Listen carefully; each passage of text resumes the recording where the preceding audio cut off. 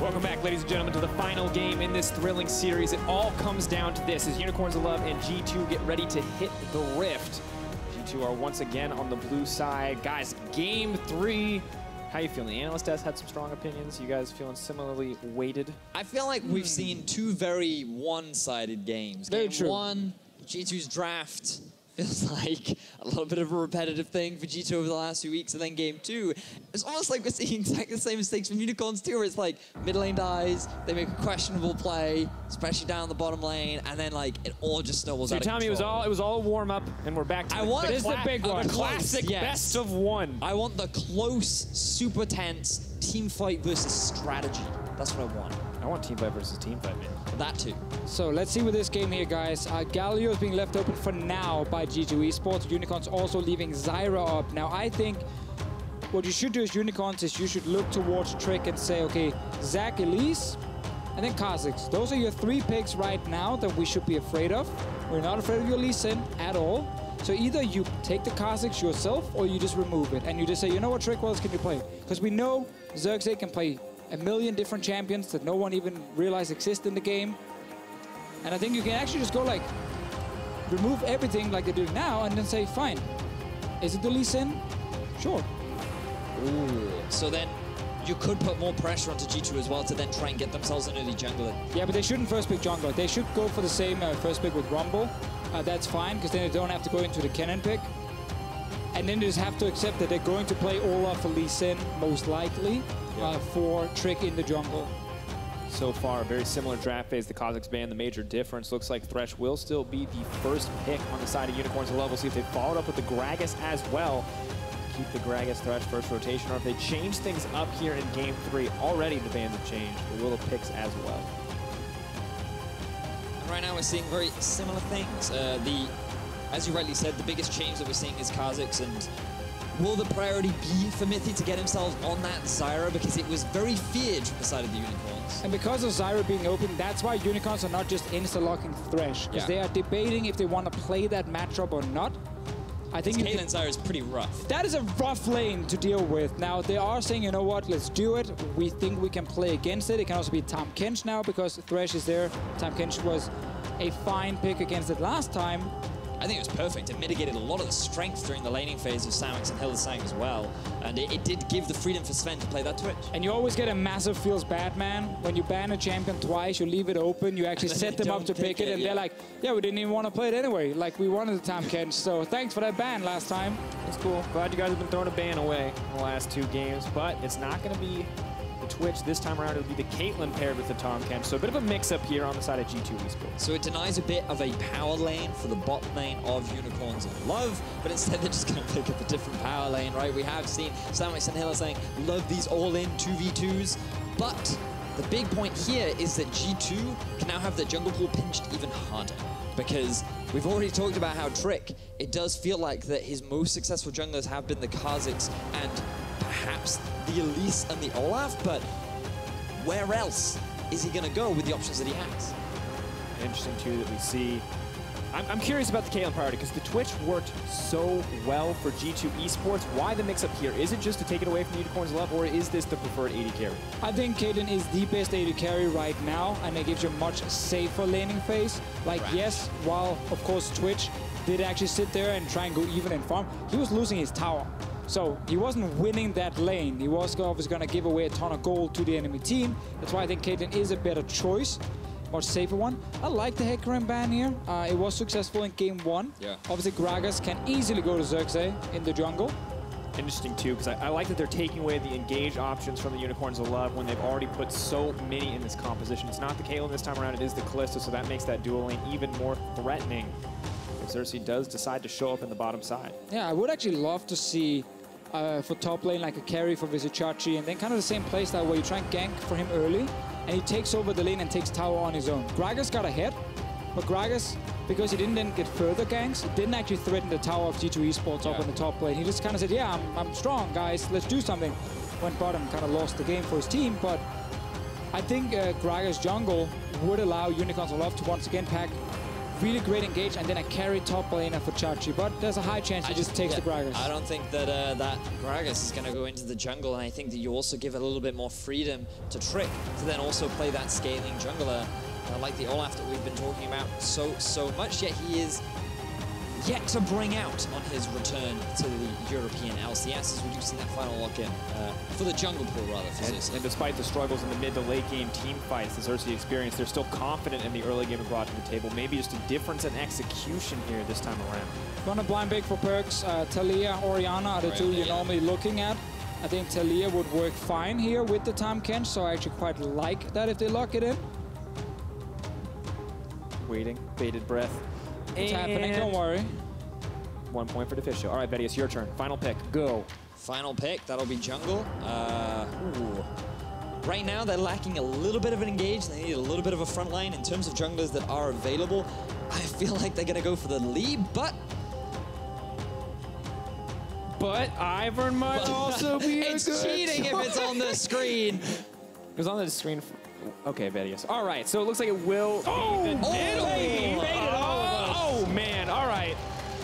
Get a little bit of NA flavor up here in EU. Yes. A little precursor to Rift Rivals. Nidalee now coming in. This is an interesting one. Not one we've seen in a long time, but it looks like Trick was happy with the aggressive last time around. All right. These final two picks are wonderful. So let's talk a little bit about the Nidalee and what she offers. Really good wave clear, really good at getting in your face in the enemy jungle and stealing all your stuff. Jungle clear, right? Yeah, jungle clear, right? It really helps when you have pushing powerful lanes, because then when you have the priority, it makes invading all the more easier. And I'm excited to see how well Nidalee can do up against this Rek'Sai as well. So you're saying that Nidalee is really happy that the enemy team picked Kassadin, because that means Kassadin is stuck under his tower, and Nidalee's just going to walk around him and say, well, I'm going to go in your jungle. That would be the expectation. We'll have to see. The problem is, if you don't have that kind of early pressure, Kassadin can just freely farm into a matchup against Talia. That's one of his better matchups. And if he gets that Rod of Ages Zonya's core, that is one terrifying mid laner that has an insane amount of mobility. Bit of a clock now placed on the game with the Kassadin pick. Cannot let him scale up to that late game. We've seen it when it's in the hand of Splice. It can be terrifying, but this is it, folks. Your last chance to vote. Hashtag G2 win. Hashtag UOL win. At LOL Esports on Twitter is the place. I'm always biased. When I see a Kassadin, I'm kind of like, yeah, I want to see that Kassadin do well. Especially because... Is there context there, or you're just like, I love Kassadin? Well, it's more to the vote right there that I get a little bit biased when I see the Kassadin, despite him obviously having a lot of weaknesses.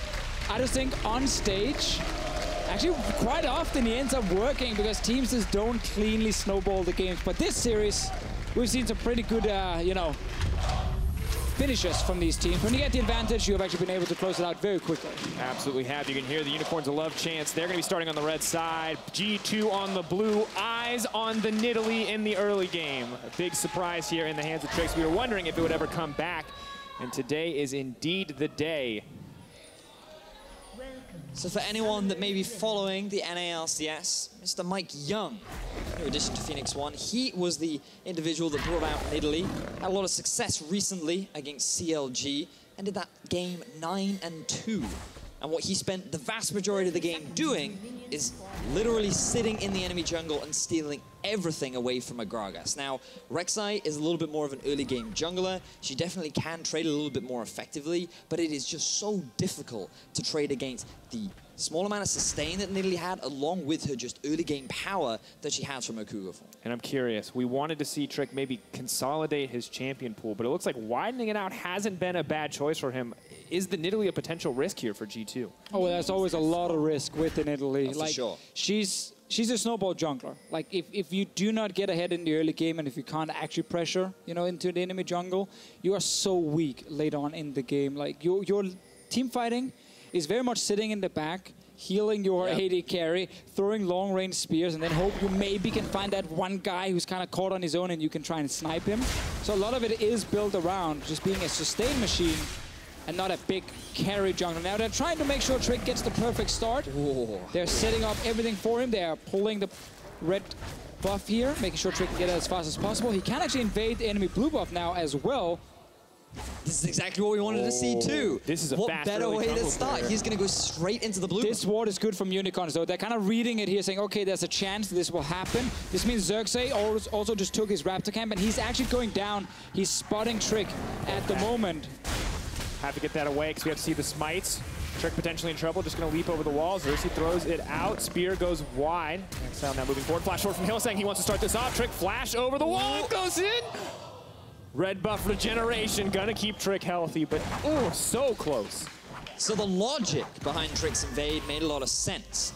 He knew that he had a very fast clear, he had the perfect pull from Sven and Mithy down the bottom lane, got a very fast level 2 with the red buff, and felt, you know, with my clear speed, I can very easily steal away that blue buff. But the ward from the Unicorns of Love, spotting it out, denying that invade, and being able to react accordingly. And with the jungle matchup mitigated for now, as Trick is going to have to back off and farm up, I want to put our eyes on the mid lane. Taliyah versus Kassadin. Right now, it looks like Perkz is dominating, but how is this one going to play out? So, for any of you that have seen Apto, very talented Korean mid laner, this guy has talked a lot about how to play Kassadin during the laning phase, and the trick is to just use your Q aggressively, consistently onto your opponent. Never use it to farm, always use it to trade. Because if you're using it to farm, there's a big window with which the enemy knows you have nothing to trade back with. So it gives you a lot more pressure and it makes your laning phase a lot easier. And the thing about Taliyah is her priority in laning phase is to just wave clear. So often, Exile, with it. He's not following the advice of Apto. But because Taliyah's main focus is to prioritize wave clear and farming, it also gives Kassadin a lot more freedom to get up to that farm and just sit behind the minions and avoid some of the trading tools. And we really have to keep following the mid lane because Exile, when he hits level 6, it's very easy for him to keep jumping on Taliyah, especially also with the Rek'Sai jungle, extremely powerful gank as we saw in the last game. It's gonna be possible for Unicorns to actually get early kills mid. We haven't seen that the last 2 games. Exile's been dying a lot. He's been ganked multiple times. Nidalee is not the ganking powerhouse. So it is harder for Trick to actually snowball a lane like we saw in the last game. And instead, he's opting into the enemy jungle invades. She might not be a ganking powerhouse, but she certainly has a lot of damage. So if the laners are there to set the Nidalee up, she can very quickly come in and just give the extra bit of damage needed to get an early kill. She's trying to do top lane. Has to be careful here. Spear does connect, now leaping forward. Vizicsacsi immediate flash out. I feel like a little disrespect there from Vizicsacsi. Knew the Nidalee was on the top side.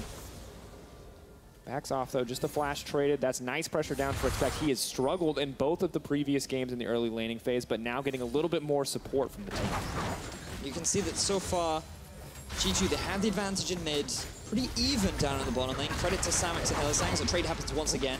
Perkz getting aggressive, a lot of minion aggro on Exile. This could be dangerous, but he still has the flash available. Perkz, credit volley comes out. Minion aggro swaps to the tower and saves Exile's life. The pot as well, keeping him healthy, but this is a good laning phase for Perkz. That health pot doing a lot of work. I mean, it's what you have to do against a pre-level 6 one. Flash forward. Flame Spitter, try not to get the tower aggro. Expect, 2 tower shots returned. Vizicsacsi, no flash. Belly bot forward. He drives with the Expect. He tries to get the solo kill, ends up paying for it. And that's just unacceptable. When you get a gank early, forces the enemy flash, you then greed for the kill. And you end up dying in return to this Gragas here. Oh, hook goes forward. Tom Kench may just look to disengage here, but Samix is now on the hunt, pushing forward. They're going to take a lot of damage. Not going to be important, though. Focus back on the top side. And obviously full credit to Vizicsacsi for how he's playing that 1v1, but right now Expect is letting his team down. Let's see what happens on the bottom side. Trick was looking for Xerxes in the jungle. Leaping forward, high mobility here. Mithy maybe going to look to keep the fight going. Spear goes in, does connect on the Hillsang, but just a bit of poke. Maybe hoping to help pressure out the lane. Xerxes, though, on the bottom side means not a whole lot else can happen if G2 want to stay safe. So, no 6-minute tower for G2 this time around. They still have a lot of the pushing threat, but UOL, they're holding their own as Xerxes hangs around. So let's see exactly how this 1v1 played out in favor of Chachi. So a lot of damage comes down, and the fact that the dash was used meant that Expect thought that, hey, I have enough burst damage here, and what he wants to do is, if he can just get these last 2 ticks, maybe it ends up being a kill, but he ends up taking 2 tower shots in return. He has no resistances this early on into the game. And he also stops for minions on the way out. He also stops some minions on the way out. Oops. Now, of course, level 6 picked up for Perkz and Exile. This is a big break point in the game. Exile so much safer now. than he was prior. I can just see how disappointed he is. It's just also, it's like the worst feeling as a jungler. You're like, hey, there you go, man. I just gave you a massive advantage top lane. Use it, my friend. Get me something in return. And then you see your Rumble dying. Yeah, now Xerxes top against a no-flash Rumble. And the first time that Expect was given an advantage on the top side, he immediately throws it away, and that has to feel bad for the team. Now keep our eyes on Hylissang, attempting the greedy roam, but read out by Mithy. Means he's gonna have to burn flash. So right now, G2, they know, okay, Xerxes, he wasn't around mid lane doing this little fight. We haven't seen him bot lane just yet. They're trying to actually get a ward down to find him. This means Expect is kind of sitting top and being like, I have no flash. I got ganked last time when that happened. Could happen again, and he actually reads the situation here well, meaning that Xerxes didn't manage to find anything, and now to see him on the wall. He has to keep going. Expect now throws down the ultimate. Is going to clear out the wave. It's going to make it difficult to dive this tower. Now they have to be careful. Prey Seeker has been used. Ultimate, can he flash out the way? Nope, not an option. No flash available means down goes Expect. Important to note with the new Rek'Sai, you gotta hit the champion first before you can use your ulti on him. That's what happened mid lane though. Exile backing off. Will be able to rift walk out of there shortly. Perkz desperate to get in that last little bit of damage. One proc on the threaded volley, not enough. There's so many small things to talk about with this new patch. You know, again, we see obviously Rek'Sai being used more after some of the buffs. Land a Q first to make sure you can use your ulti from long range. I expect obviously realizing that at this point he's already on the tower. He can't do much more. I expect he does his best to just clear out the minion wave, but it's unfortunate. That is the additional damage that you do get from the change to Rek'Sai. Makes setting up that dive super easy for Xerxes, and we're seeing a repeat of what we saw in Game 2, an investment from Xerxes into the top side of the map, hits that level 6 mark, and thanks to the solo kill that Chachi was able to get, we're now seeing Unicorns of Love with the early gold lead. Things just look so good right now for the Unicorns of Love top side, but last time Expect was put in a deficit, Unicorns of Love threw it away on an aggressive play, so they need to keep their eye on the ball this time around. Can't afford to give anything up to the side of G2. I mean, good thing for Unicorns is the fact that right now Exile is only slightly behind in the middle in terms of CS. He's hit, you know, at the point where he has ulti. He's currently 0-0-0, which compared to the last few games is a big change as well. Definitely looking better for Unicorns in the mid lane. It goes in, Spear goes wide. That means Trick's gonna have a hard time diving it out. Nobody marked up. Samixo still playing incredibly aggressive. Spear does not connect. But this is going to guarantee in a tower because Perkz, he got the push in mid, he's roaming down to bot. With Trick there and the additional attack speed that he can give over to Sven will guarantee that first tower blood as they meet in the mid lane. Unraveled He Earth could there. die. Perkz has to be careful now, backing off. Seismic shove back. Good play by Perkz. Important that he saves it for defensive tool here, or as a defensive tool, knocking Kassadin away. This time around, though, we see Xerxes stay around top lane. He wants his tower. Equalizer. Chachi stayed too long. No, the tower aggro again. Visit Chachi. And just like in Game 2, the same play happens as we see a gank in mid. Exile gonna have to pull back a safety. Spear does not connect, and that means the gank has to stop. But Exile still with hunger in his eyes. He wants that kill onto Perkz. Has the flash available. Perkz does as well. Barrier used immediately, and on the way is Hylissang. Trick slowed up, does just leap out to safety, but such a back and forth games, and get a tiny gold advantage to G2. 2 times in a row, we've seen Chachi stick around underneath the tower. Rather than just focus the objective, he tries to get the kill. He ends up giving away his life. It's identical to what we're seeing in Game 2. He got baited by his jungler as well right there, because Xerxes, he was tanking tower, so he instantly stepped away when the last minion died, and Chachi clearly felt like the call was finish the tower, because new minions were also arriving, and maybe if Xerxes had actually stayed to hit it, they could have killed it, or maybe Chachi should just, you know, instantly walked away and not even risked potentially dying. This now means G2 Esports with the tempo advantage on the swap top lane, getting damage on that tower, already killed the bottom one as well. And note as well, Perkz moving to the bottom lane to just delay the push coming out from Samix and Hylissang, and because he has his ulti, he can quickly translate back up into the mid lane as well. Expects ulti's up very soon if he wants to use it. Trick is going a bit low here. Will obviously be able to heal himself, but he's fell low in mana as well. It's a fatty hit from the Rift Herald. He's playing it risky. Playing it risky. But knows a lot of members are committed on the bottom side for Unicorn, so this will be the uncontested Rift Herald in the end. Very little put into this, just a bit of time from the jungler. And a lot of what we see right here is due to the fact that obviously Kassadin is getting pushed in mid lane. Now this time it was also Expect joining. That gives G2 full access to the river. At the same time, with the play that happened top lane, they could actually push with Caitlyn Tahm Kench to the tier 1 tower, opening up this safe I call it safe despite him almost dying, but technically a Rift play he could go for. Let's see what happens here. Not so safe for Expect. He's going to get knocked up. He's going to get knocked down. No options to escape, but Trick is still looking for a little bit of a kill. Weaver's wall buys him a bit of time. Xerxes goes in, goes out. Not looking to commit on that one. And Hillisang and Vizichachi just waiting off to the side as Vizichachi holds on to top side.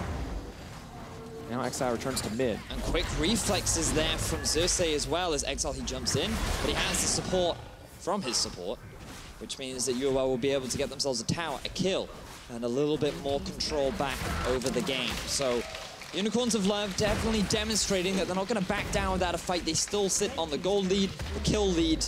Things still looking positive for the Unicorns of Love. Both teams seemingly eager to fight, but also happy to trade turrets here. Gold still just about dead even 13 minutes of the game. Small boon in the favor of Unicorns of Love, and surprisingly even going into the mid game. Well, we need to see this Rift Herald here from Trick being used around the mid lane to get the last outer turret. Always want to push a Kassadin as far back on the map as possible because he can't really defend his turrets properly, and you can then further kind of take over the game. But the fact that Unicorns now have a farmed up Kassadin who's level 9 with Rod of Ages completed, and he hasn't died yet, is a very good sign for them in terms of the late game, because we know Kassadin is a monster later on, and very few members on G2 Esports are actually tanky enough to kind of survive his late game. In many ways, G2 Esports rather playing against the clock right now. Cannot let Exile get to that late game status. Luckily they have a Caitlyn as they go further into the late game, but no tanks here to protect their back line. Which is quite interesting, right? Because when you look at the comps, you think, oh, they have a Kalista.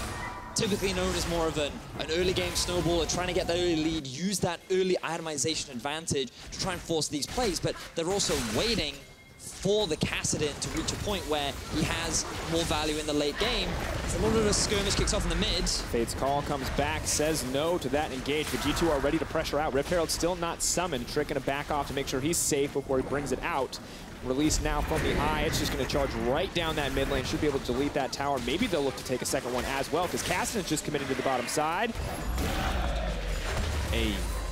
I mean, this setup here from G2 is just, it's super standard with the Rift Herald. They push out top lane, they roam into mid lane with multiple members, so Vizichachi is stuck wave playing up in one lane. Kassadin can't really assist you in the mid lane unless you want to fight. So he's already gone to the bottom lane to make sure he can pick up farm, and that just allows G2 to get a very easy mid lane turret here. And that means now all 3 other turrets are gone. It is going to be harder and harder to play the 1-3-1 with Talia when you are against Kassadin, but for now they can do it. I think that the fact that the map is now opened up for Unicorns actually benefits that Kassadin greatly, because he's just constantly soaking in this farm. And it's that 2 items that really snowballs the Kassadin into a really powerful point. Now, often you see slight variations. Some choose to go for a Lich Bane second, whereas others choose to go for Zhonya's. And if you're looking to teamfight a little bit more, Zhonya's is the better bet, because it means you can dive in, go golden, buy a little bit more time for your cooldowns, and then repeat the process and maybe get back out if you need to. And no matter what you build, as you get more and more levels in that Rift Walk, it gets more frustrating. But I want to take a chance to look at the jungle, because we talked about what would happen if this Nidalee fell behind. The answer was nothing. That's not going to be important for Exile. Looking for a bit of a fight here. We'll bait out the ultimate. However, back on topic, Nidalee down a significant amount of CS in the jungle. 2-0 now the score for Xerxes. What can Trick do to get back in this game? I mean, at this point, he's really just joining his team as a bit of a, like, a heal bot. Right? Yeah, Sieger and a heal bot in fights where you want to just try and land the long-range spears, but again, it's not very effective when you are not able to constantly pressure the enemy jungler. Rek'Sai as a pick is really strong early game, as we've highlighted multiple times already, and once Unicorns made sure, you know, level 1, we know where he's going, he's not going to steal my blue buff, well then suddenly Xerxes has actually been able to just play a super easy game where he's not been pressured by Nidalee at all. And bear in mind the item investment that Trick is likely to make. So usually when you're behind, you take a long time to build a very expensive build, which is conventionally a Rod of Ages and a Zhonya's, because Nidalee, she has a very huge early game impact. She sets up the laners and then she relies on them value later as Hellsang goes for a flash. Oh, nice. Net flash out. Sven giving a lot of respect to predict on the hook. Does make it to safety. I really want to see Athenes from Trick. I think it really buffs up what he's actually doing late game in terms of his overall, you know, healing coming in.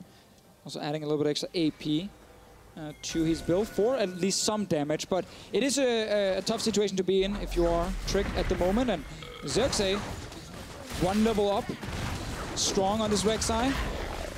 Is obviously not the strongest team fighter himself. We saw that last game as well. Like, it is hard as a Rek'Sai to really have massive impact in fights.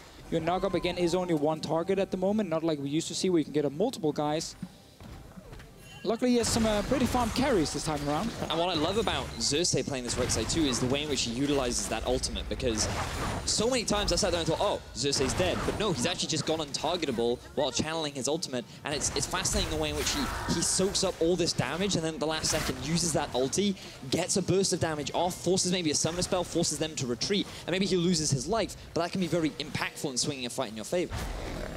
So right now, if we look at the map and the setup, it is pretty tricky for G2 to kind of further snowball, because there is no auto turret to go for, there's no Rift Herald, there's no Baron yet.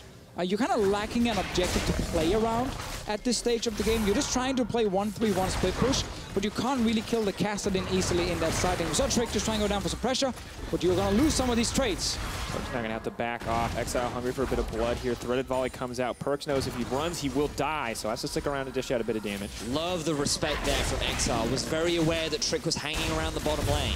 The reason Trick is here is because he wants Perks to push out the lane and then be able to roam to mid lane.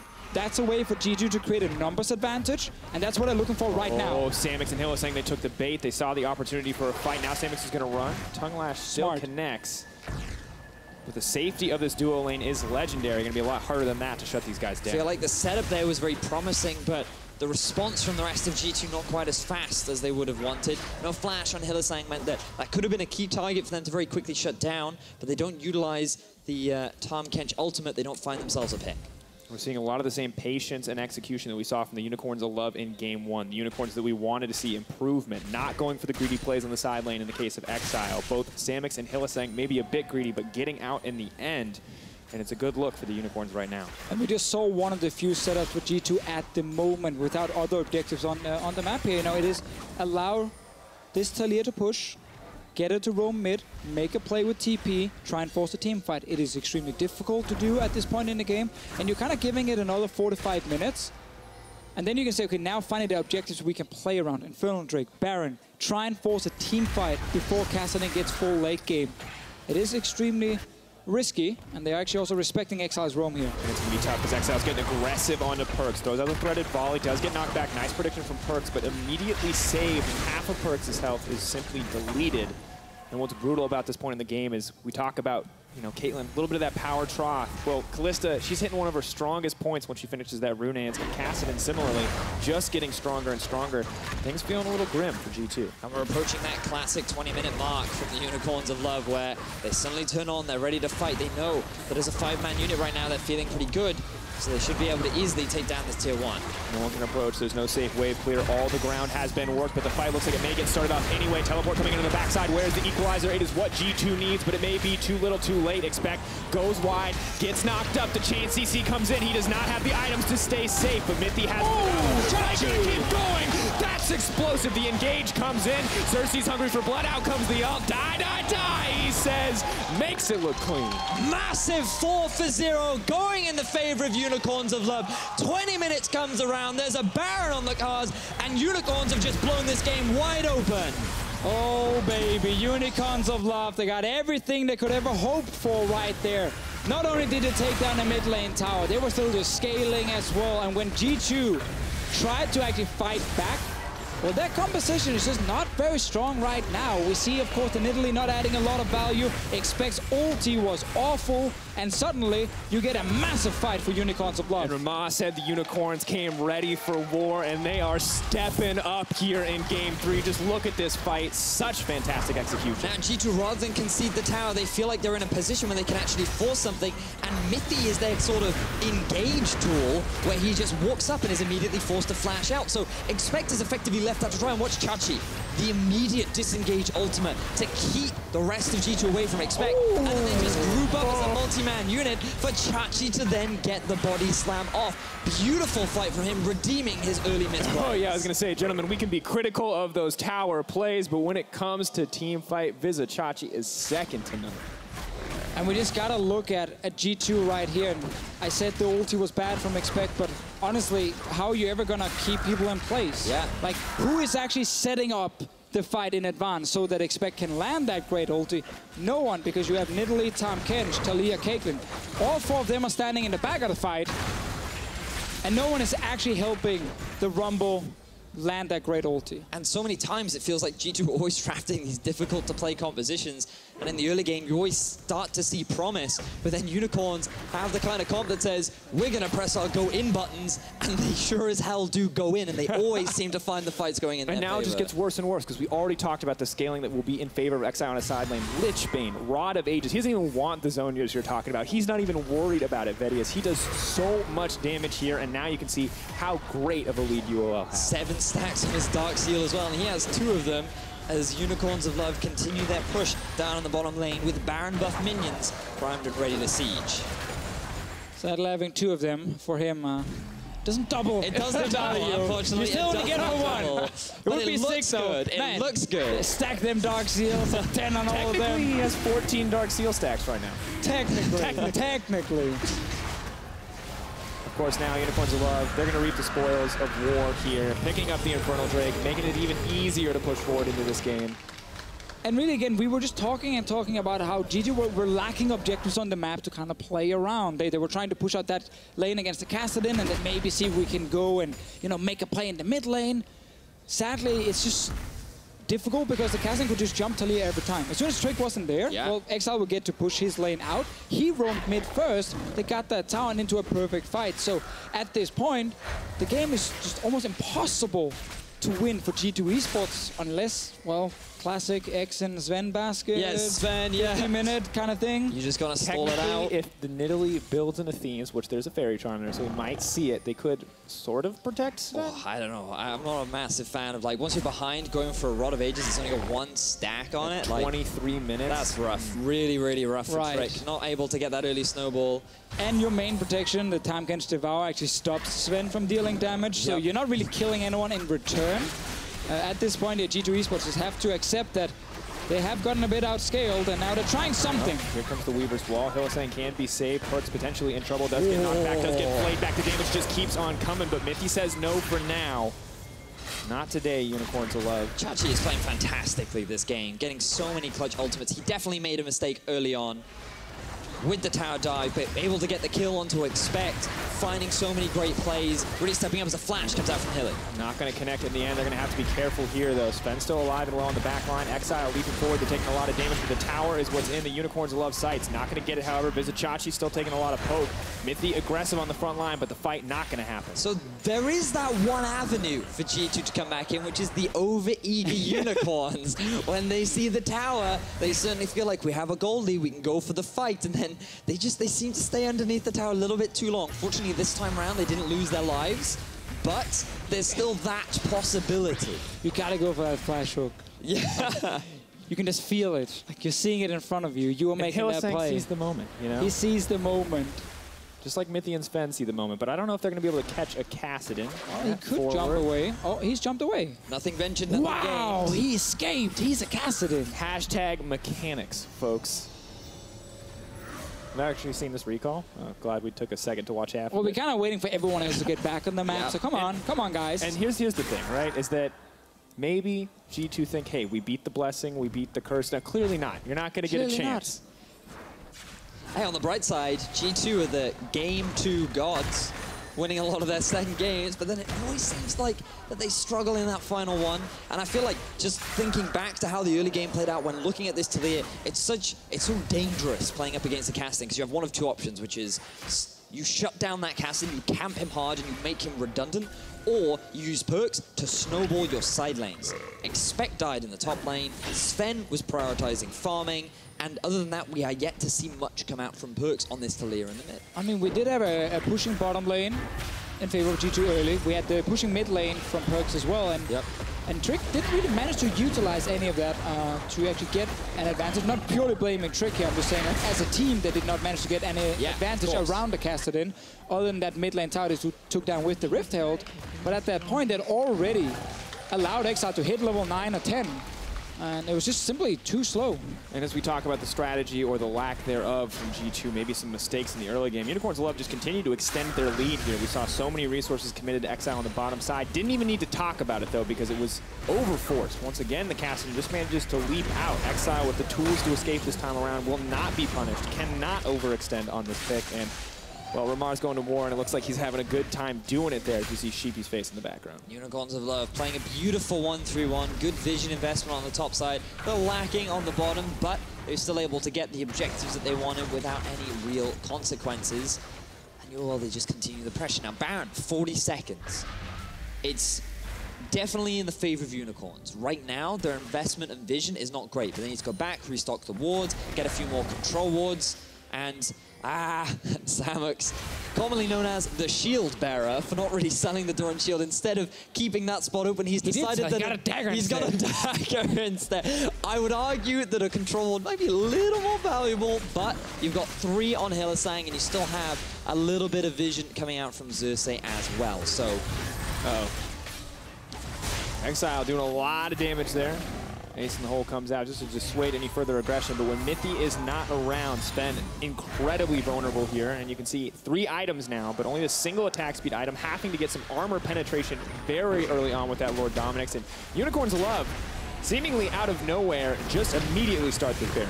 They do have the Callista as well, which means that taking this Baron is all the more easier, but G2, they're too far away. It looks like they're not going to challenge.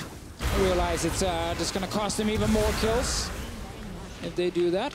And they just simply give it over to Unicorns of Love. So perfect opportunity to set up your 1-3-1 again with the Kassadin winning his lane. He's 2 levels above the Talir at this point.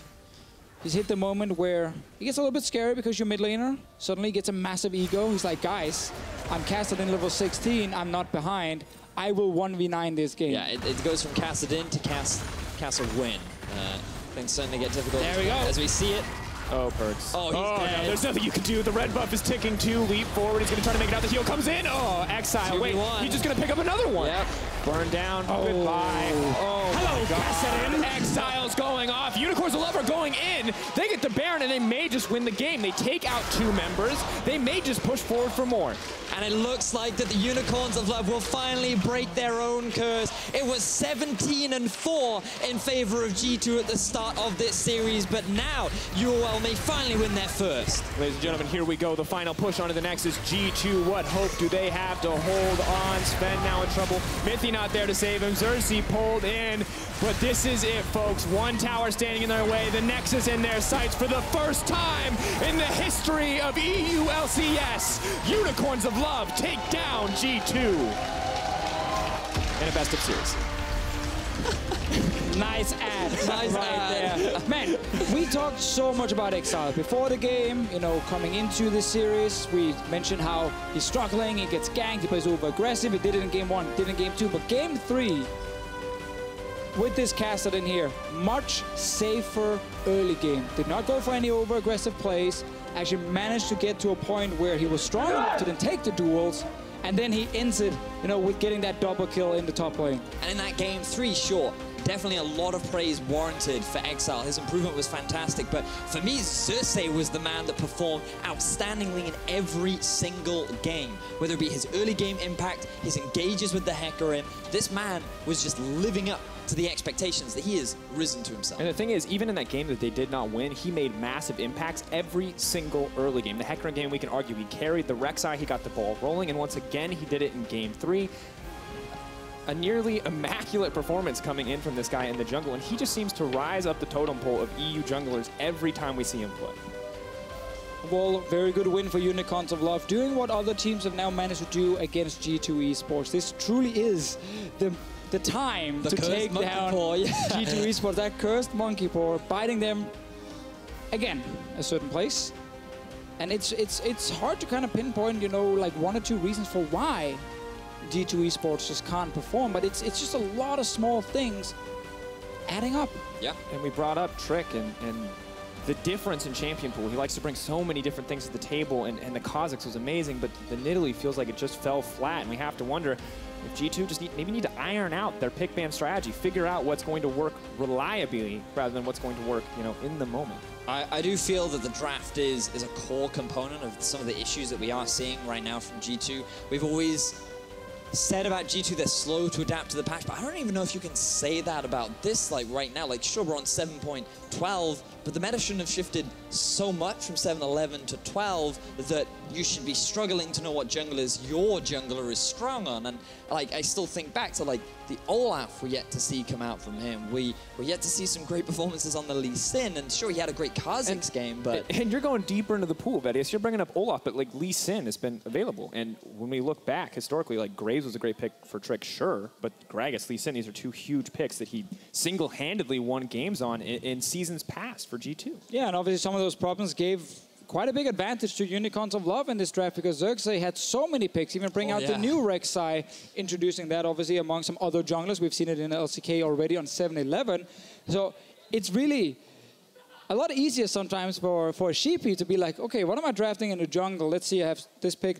Oh, this pick kind of works here. I guess I can go for this pick. Like, they're saving his picks for later now to get priority picks early. And when it's so reliable, why wouldn't you? And of course, we do have an interview with Xerxes coming up. We are going to give him a little bit more time to get ready for that. But in the meantime, it just seems like Unicorn... We're criticizing G2 for drafting these crazy things in the jungle because it hasn't worked for them. But on the opposite side, Unicorns are the example where it can work when you know exactly what your jungler is going to do and when you've practiced so many of these odd picks. And on top of these crazy picks, we're also seeing a little bit more diversity in their strategy. That final 1-3-1 played out by the Unicorns of Love. Sure, it came off the back of a big fight, but the way in which they closed out that game was clean and beautiful. Definitely was. Well, Unicorns of Love took the series with a clutch victory in Game 3. Let's go to Medic, who is ready with our player of the series. Thank you very much, guys. I am joined by Xerxes, player of the series. Congratulations to you. Really good job that series, mate. Thank you. It was a tough one, though. It was a long struggle for you in some of those games. How did it feel winning in the end? It felt pretty good because this is actually the first time we're winning against G2. Because last split, I don't think we won a single game, like not even series, a game, and we lost like everything against them. So right now I'm happy we got our revenge. You did a really good performance as well. I want to talk a little bit about Unicorn's playstyle. You guys are very aggressive. You like to make plays early on. We see Fnatic with a similar playstyle in this current meta. Do you think it's the best strategy on 7-12? I think it depends on the team. Like, depends on how the team has synergy with each other and what the playstyle fits the team better. That makes a lot of sense. You guys seem to be suited to that aggressive playstyle, especially when you make the plays early on from the jungle role. You're picking some picks we don't see from other junglers at the moment. The Hecarim, the Rek'Sai there doing a great job. Your Warwick as well. What is it that attracts you to these champions? I just like to have a large champion pool and I cannot get outbanned. Like, no matter how hard you try to ban me, no way. It's impossible to ban you and impossible to kill you in a lot of these games as well. I died in the second game. Oh, it's a shame. You ruined your reputation, Xerxes. Just a final question for you as well. Rift Rivals is coming up. You're yet to play up against any of these North American teams. Who do you want to play against? Who are you looking forward to playing against?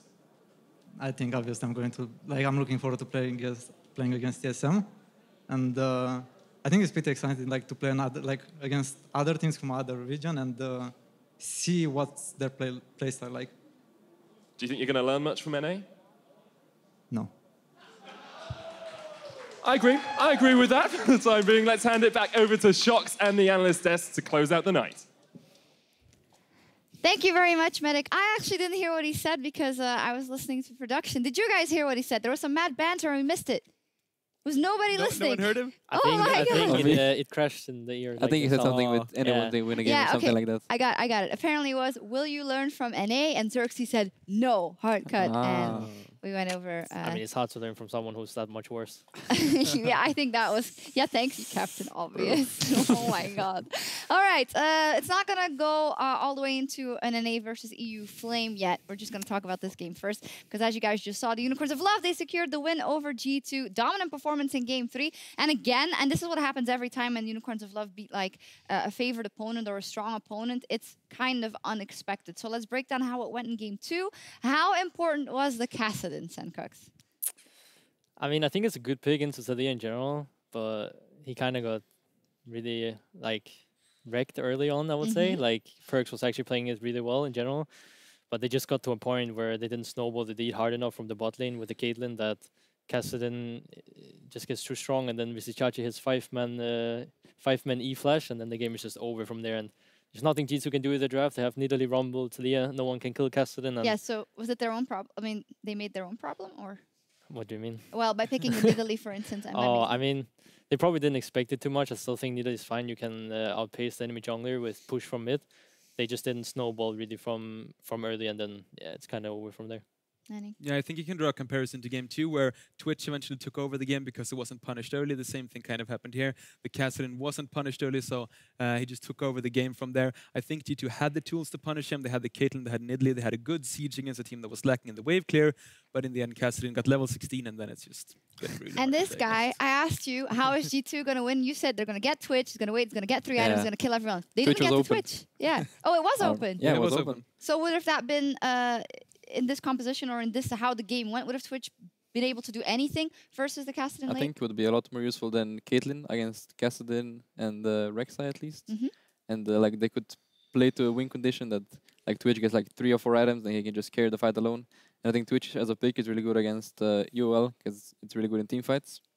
And also, I actually didn't expect G2's bot lane to get the tower in 10 minutes because I don't think it should happen in that matchup.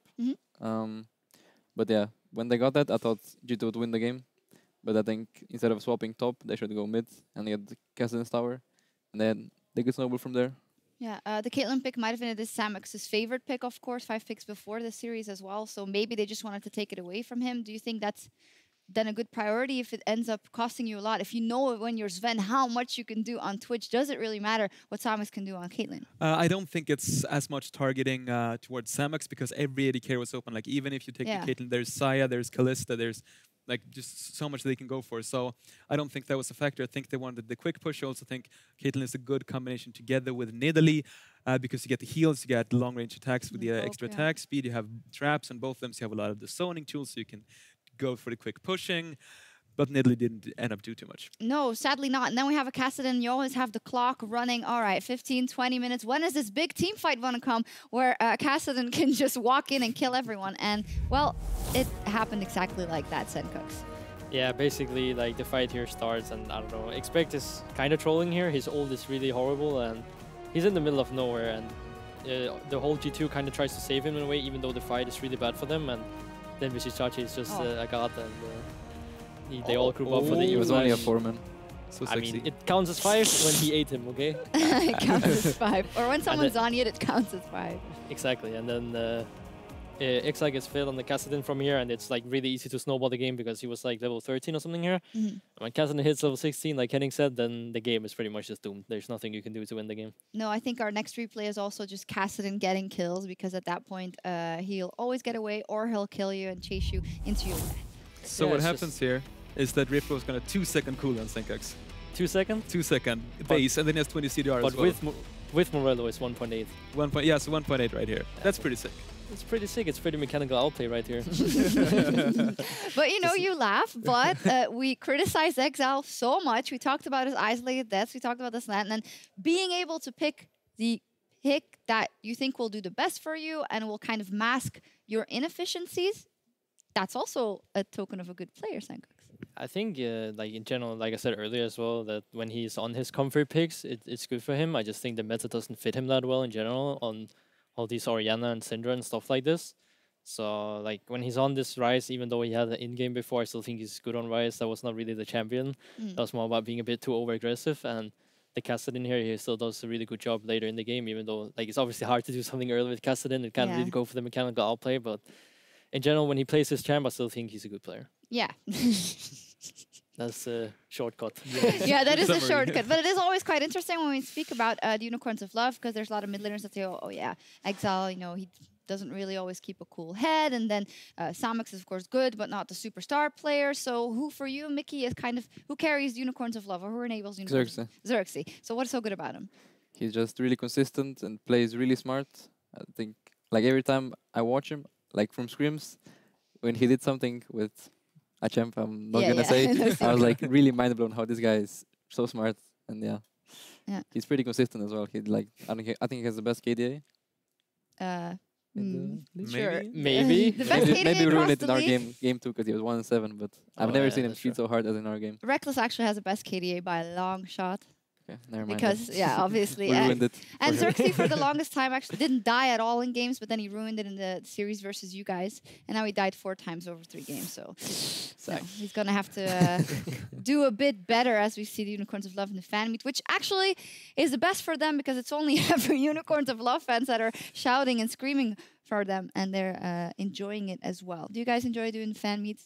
Yeah, it's the best time of the day when you play the game and you just go to the fan meet. It's so enjoyable. Everybody should come here and go to the fan meet. Yeah, great job. You did that perfectly. All right, we also have a tweet from Jankos. Actually, Jankos always has some very insightful tweets or banter, and that's both good. I think if there's any EU team capable of beating Fnatic, it must be the Unicorns of Love or Rocket. Their consistent, aggressive playstyle on top of mechanics can triumph. Now, obviously, H2K lost to Fnatic and to the Unicorns of Love and lost to that kind of style. So first off, do you think that Fnatic is the only team that can beat Unicorns of Love? No, because you beat them. So what is the difference in you play style compared to Fnatic, and why did it both work? Could it both work versus Unicorns of Love? Whew, that was, yeah. I mean, in general, I think we're really adaptive in the way we can approach the game, and versus UOL, we kind of took the slow approach because they're not that good at snowballing games, and we kind of took the fight into their kind of style and beat them at that. I think Fnatic plays more of their own style, where Reckless plays the pushing 80 carry in a way and kind of just pushes that lane. And if he wins that lane, then I guess to win. But if UOL wins mid, then they kind of win. It's kind of 2 different styles, I would say, in a way. So I don't know. I think it's hard to say. Yeah, that's interesting because in my mind, it's also, oh, they're both very aggressive. They like to go in, Mickey. But where are kind of the differences between Fnatic and the Unicorns of Love style in your head? I think it's what Sengung said, that Reckless has to go side on ADs, and he backs ADs like that, like Kennen, Tristana, Twitch. I think you just go roam to side, and like 1v1 enemy top laner or whatever. And then usually they also have a Shen in their team, so that makes it a lot easier. And their team fighting is also pretty good. Yeah. Who's the best team fighting team in Europe? Us. Us? Yeah, it's Slice? us. It's really Us. obvious. It's us. I saw some flame on Reddit that it absolutely wasn't the case, so I don't know if... I mean, Reddit always frames every team, and there will be no team if Reddit was to choose. So. That's true. SKT There would only be SKT. Well, you guys did play earlier today. You pulled off a strong comeback to take the series. How did I say that? Comeback to take the series against Rocket. And we actually had high hopes also for this series just because you guys were both on a 2-series winning streak, so Rocket has shown something. Mickey X, what went wrong in game 1? Okay, so in game 1, when I died to the first gank, I heard Warwick recalled, and then I see a lantern, and then I thought, okay, he was bluffing because Warwick recalled, and then I see someone click lantern, I'm like, ah, sucks, guys. Then I just die. And then, yeah, I kind of snowballed from there because we didn't have any pressure bot. But then Sankux decides to play the game. Yeah, and then second game, actually we outtried the bot really hard, I think, yeah. And Yeah, then Lucian was really good as well. Yeah, the Lucian was really insane. And then game 3, the trash was just too insane. It was Mad Life incarnated. My bot lane is too good. There's nothing to do for them. Yeah. I mean, I know you guys It was are the only joking game I about didn't it. die in a while. So. Oh, it's no joke. Yeah, exactly. You guys are joking about it, but Mickey, you were the player of the series, and it all came down to the bottom lane, though, as it went on in the kind of the mind games of the Rakan and the Zaya and the counters and the Kalista and this and that, and you guys just bodied them 2 games in a row, and had a lot of attention coming to the bottom lane as well. So do you feel like you know, it was all down to Mickey X this game? We showed some dominance in the bot lane. But it was mostly, I think, them misplaying because they got hooked twice and they died twice. But I don't think they should get hooked in that matchup, at least. So yeah, I think it was more misplayed by them than good plays by us. All right. I mean, my takes on the series that the first game, it was really winnable from our side. We had winning lane with Taliyah and winning top lane. I think a big problem from us this game is not going to be an excuse, but health issues was quite bad for Trashy, I know. So yeah, no. We played a bit slower than we usually would, and we took it a bit more calm in a way. And I'm just in general happy that we managed to win the series because it was not that good of a series in general. Yeah, I know you're afraid it sounds like an excuse, but Trashy wasn't feeling well at all. So it's actually all the more impressive that you guys completely bounced back and then took the series from Rocket, even though Rocket is kind of low place. They had won 2 series in a row. And I asked you guys before, and you said, well, Rocket, yeah, maybe they won 2 series in a row, but maybe not that incredibly strong in the end. Do you feel like they can get playoffs? I think Misfits is stronger in general, and I think Fnatic and I think G2 by the end is going to come back and manage to get up there. I'll be really surprised if that's going to be the case, that they're going to go on the 4th spot in the group. But I think Rocket actually plays a lot better on stage in general because when we scrim them, it hasn't been that good. But it's usually the other way around. yeah, but I mean, I mean in general, actually, I think they played okay today. I think they can definitely take off games like you saw the last week. They beat Fnatic, so I mean, there's definitely a chance of them getting to playoffs. But I'll probably, if I had to make a bet now, I'd say Misfits, G2, and Fnatic. Yeah. Henning. I agree with the guys here. I mean, they're in the toughest group in my opinion. So getting that third place spot is going to be really hard up against those sort of teams that they're up against. Definitely think the chance is there though. So equal with G2 at the moment, I believe. Toughest group, huh? Well, let's take a look at the standings. The Unicorns of Love and Splice, they're looking strong at the top of Group B because Henning has been saying that he thinks that Group A is much stronger. Or, well, much stronger. Sorry. Yeah, that I was referring. Stronger, especially looking at the top tier. But after seeing Splice and Unicorns of Love play, do you want to change your mind? I'm still going to go with Group A. I think Fnatic are just, after demolishing H2K, they're just so impressive. And Misfits, G2, Rocket, all strong teams. But they lost to Rocket. They lost to Rocket, but there's... Baxi was 1-13 and they lost. It was some unlucky late game decisions there. I still think Fnatic are the best team here. I think if you look at the first team in the group, I would agree. Fnatic is probably the best team in Europe right now. I think it gets a bit closer though to second and third, especially after UOL beat the G2 today. And I'm not sure about Misfits. It's kind of up and down with them as well. So yeah, I can agree. Maybe if you take on the first place, Group A is stronger. What happening there with the logo? Can we show that? No? The snake is just like taking over. You guys tried to... Okay, so I'm not going to throw anyone under the bus. I already did. I'm just going to say it. There was a mistake on the scoreboard on the side, and we tried to sneakily change it around. And actually, I thought it was cool because we were just live updating as the day went by. If you didn't say use the word mistake, no one would have noticed it. I mean, I thought that was intended to happen. And the viewers have no idea what we're talking about because, of course, they're never going to show it. It's like some behind-the-scenes like sneak peek here. Yeah, bonus coverage. All right, bonus coverage. Just one more thing. G2. Obviously, we're always talking about the fact that they had a dip after MSI. It's understandable. Perks, health issues, Trick and expecting Korea and whatnot. Totally understandable. But the clock is ticking. Mickey, are you also still of the opinion, they are going to bounce back like Sencooks? Or, you know, this has been a couple of losses in a row now and some very uncharacteristic ones for them at that. Yeah, I think they should just put their subs back in and win some games. No, but yeah, I think actually by the end of the split, they're still going to be one of the best, but yeah, they just need some time, I think. Well, the fact that they're still saying that they're figuring out the champion picks and the meta and whatnot, I feel like 4 weeks should be enough to do that, or has 7.12 messed that up? I mean, it's only been 3 weeks for them because they used subs the first week. Great point. So 1 more week and they got it. Okay. 4 weeks is enough, so from next week on, they're going to clap. Saved by the bell. Okay, we'll see. And you guys are playing them after Rift Rivals. So after they win Rift Rivals, they're going to come back and they're going to play you guys. So you scared yet? I mean, then we're going to beat them, and then we're going to show we should have won with Rivals. Yeah. Right. So. Okay. Sounds like a solid plan. I agree. A team that's also going to Rift Rivals is Fnatic, and they are playing the Mysterious Monkeys tomorrow. And it's kind of a grudge matchup because the Mysterious Monkeys now have Kikis and Amazing in their lineup. Well, it's not really a grudge matchup. I don't imagine there to be a lot of bad blood, but it'll be a happily reunited Amazing and Kikis playing versus Fnatic. And I'd love to know what you guys think of the changes, Henning, Kikis and Amazing being slotted into a lineup that kind of was walking around like a chicken or a monkey without a head on the map sometimes. Yeah, they were really trying to find their style, like what kind of playstyle suits them in the current meta. Didn't really find it, so swapping in 2 new players, I don't think they're going to have that clear of a plan with what style they want to go for. And up against the team versus Fnatic, they are not going to let them play your game, so not feeling too good about the Monkeys' chances. You're not? Still not? Sencooks, Mickey? I don't know. I don't think so. I think the top lane in jungle are quite an upgrade, but I still think that mid and bot side laning is pretty bad. At least when we played them, it felt a lot easier than the other teams. So, yeah.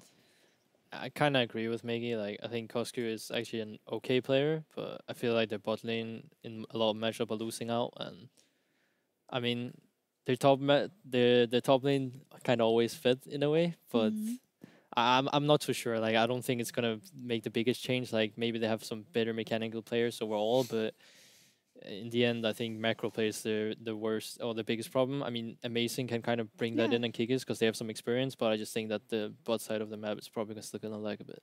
All right, so no win for the Mysterious Monkeys tomorrow? Not tomorrow. Maybe they. I think they have bigger chances against the other bottom teams, though. Yeah. So in general, I think it's a good upgrade. Maybe should have done a bit earlier before the split started, but a bit earlier before the split. Jesus, not mincing words. That's Sencux.